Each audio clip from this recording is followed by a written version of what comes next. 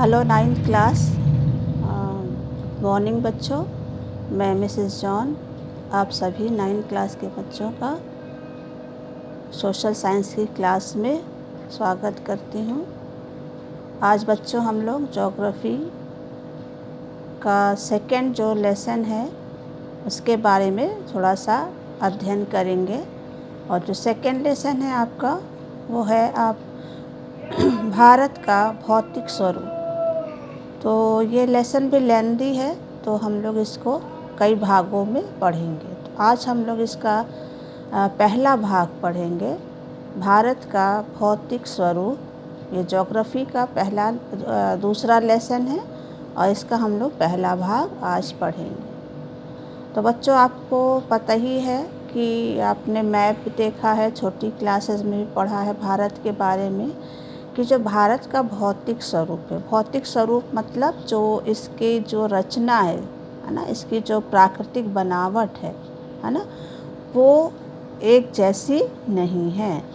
तो भारत की जो विभिन्न स्थल आकृतियों वाला देश है, या स्थल आकृति मतलब कि भारत की जो धरातल है उसमें विभिन्न प्रकार की स्थल आकृतियाँ जो है वो पाई जाती हैं। तो भारत विभिन्न स्थल आकृतियों वाला देश है ना। हमारा देश ऐसा देश है जिसमें कई प्रकार की स्थल आकृतियाँ पाई जाती हैं या भू आकृतियाँ पाई जाती हैं। जैसे आपने नाम भी सुना होगा, पर्वत है ना, मैदान, मरुस्थल, पठार और द्वीप समूह। तो भारत में ये विविधता पाई जाती है इसके धरातल में, है ना, कि भारत में विभिन्न प्रकार की भू आकृतियाँ पाई जाती हैं। यानी ऊंचे पर्वत भी हैं, तो समतल मैदान भी हैं, है ना, रेतीला मैदान यानी मरुस्थल भी पाया जाता है। यही नहीं बच्चों, भारत के जो भौतिक स्वरूप है उसमें यहाँ पर विभिन्न प्रकार की शैल भी पाई जाती है। शैल आपने पिछले क्लासेस में पढ़ा होगा कि शैल क्या होती हैं, चट्टानें क्या होती हैं, है ना। तो विभिन्न प्रकार की शैल भी भारत में पाई जाती है, जिनमें संगमरमर की तरह कठोर चट्टानें भी पाई जाती हैं, तो सेल खड़ी है ना के समान मुलायम चट्टान भी पाई जाती है। संगमरमर का उपयोग तो आप जानते हो कि संगमरमर का उपयोग सबसे ज़्यादा बिल्डिंग्स बनाने में किया जाता है, और हमारे भारत का जो ताजमहल है वो इसी सफ़ेद संगमरमर से क्या किया गया है, बनाया गया है। सेलखड़ी जो है वो भी चट्टान है, शैल है और बहुत मुलायम है, और इसका इस्तेमाल भी हमारे जो दैनिक उपयोग में आने वाली चीज़ है उसको बनाने में किया जाता है।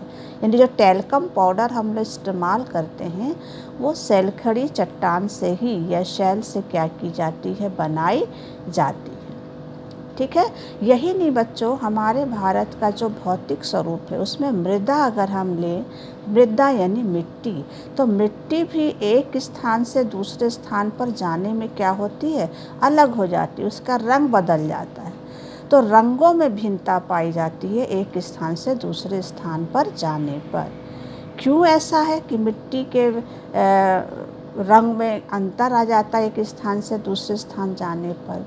तो उसका जो कारण है वो ये है क्योंकि मिट्टी जो है यानी मृदा जो है वो विभिन्न प्रकार की शैलों से बनी होती है ना। इसलिए जब हम एक स्थान से दूसरे स्थान जाते हैं तो मिट्टी का रंग क्या हो जाता है, उसमें अंतर आ जाता है, वो बदल जाती है। ठीक है। तो इस हमारी पृथ्वी पर यानी हमारे भारत में जो भौतिक स्वरूप में जो इतनी सारी विविधता पाई जाती है, क्या कभी आपने इसके बारे में सोचा है बच्चों कि क्यों इतनी सारी विविधता पाई जाती है, इसके पीछे कारण क्या है? ठीक है।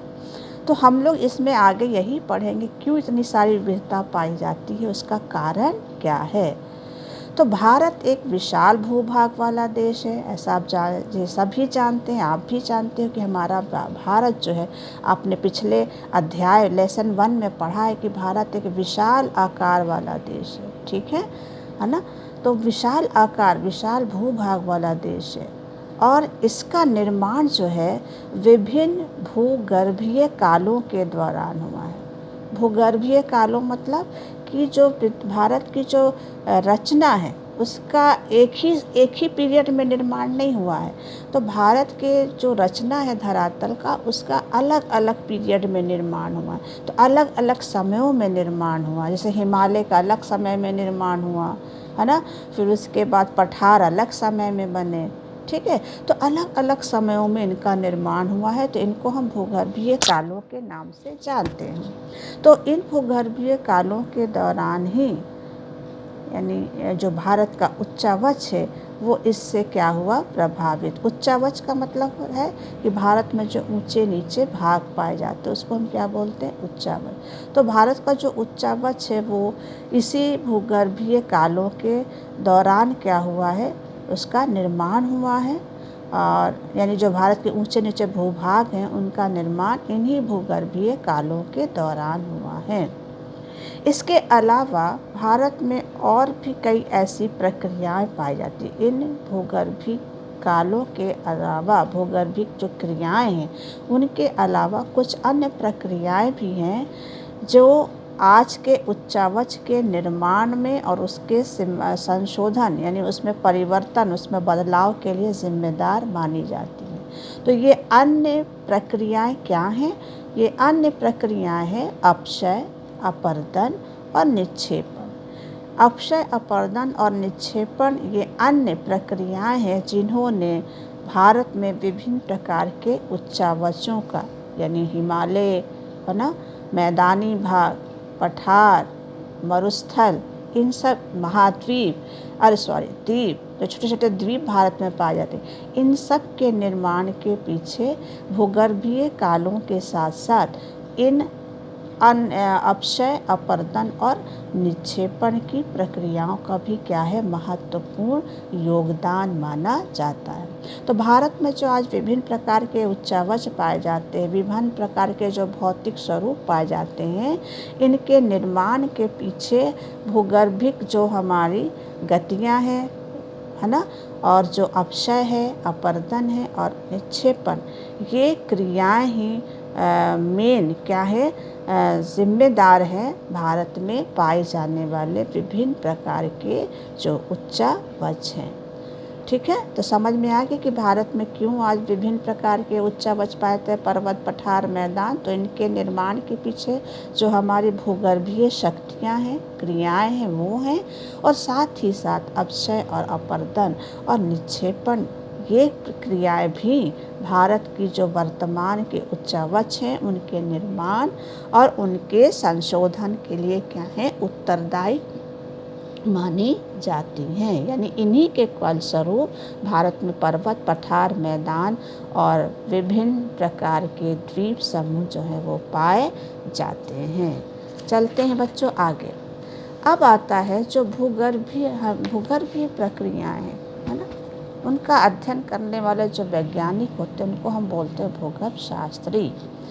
तो भूगर्भ शास्त्रियों ने कुछ प्रमाण दिए हैं और उन प्रमाणों और सिद्धांतों की सहायता से भौतिक आकृतियों के निर्माण की क्या की है, व्याख्या करने की कोशिश की है। यानी जो भारत के भूगर्भ शास्त्री हैं उन्होंने प्रमाणों के आधार पर और सिद्धांतों के आधार पर इन भौतिक स्वरूपों के, यानी इन भौतिक स्वरूपों के, पर्वत, पठार, मैदान और द्वीप समूह, इन भौतिक स्वरूपों के निर्माण की क्या की है, व्याख्या करने की कोशिश की है।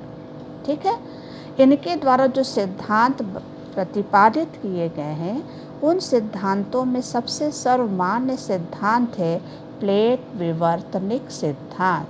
कौन सा सिद्धांत?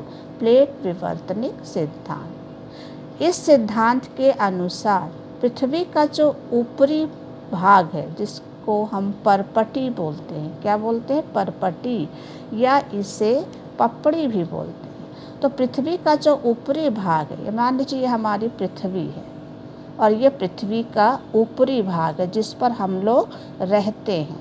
ठीक है, इसी को बोलते हैं परपटी, यानी क्रस्ट बोलते हैं।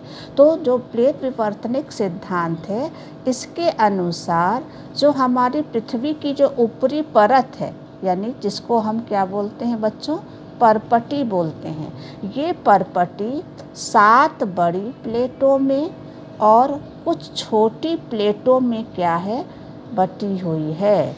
यानी ये परपटी 7 बड़ी और कुछ छोटी प्लेटों से क्या है, मिलकर बनी है। प्लेट होते हैं जो हमारे धरातल के, है ना, विभिन्न खंड होते हैं। खंड यानी जो टुकड़े हैं, भाग हैं, उनको हम क्या बोलते हैं, इस प्लेट के नाम से जान। तो जो विभिन्न स्थल खंड